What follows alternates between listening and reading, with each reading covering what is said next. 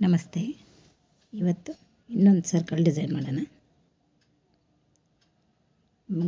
ನಿಮಗೆ ಗೊತ್ತಾಗಲ್ಲ ಅಂದರೆ 4 ಕಡೆ ಒಂದೊಂದು ಬಿಂದು ಇಟ್ಕೊಂಡು ಪದ್ಮ ಹಾಕ್ಕೊಳ್ಳಿ. ಸ್ವಲ್ಪ ದೊಡ್ಡದಾಗಿರಲಿ. ಒಂದು ಸೈಡಿಂದ ಡಿಸೈನ್ ನೋಡ್ತಾ ಇದ್ದರೆ ಅದೇ ಸೇಮ್ 4 ಕಡೆ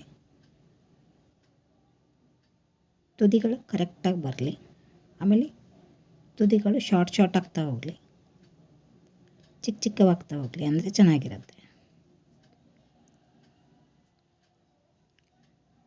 ಒಂದು ಗೋಪಾದಕ್ಕೆ ಎಷ್ಟು ಬಂದಿದ್ದಾವೆ ಅದೇ ಥರ ಎಲ್ಲದಕ್ಕೂ ಸೇಮ್ ಮಾಡ್ಕೊಳ್ಳಿ.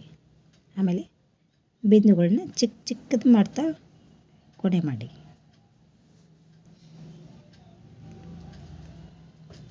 ನಾಲ್ಕು ಕಡೆ ಅದೇ ಥರ.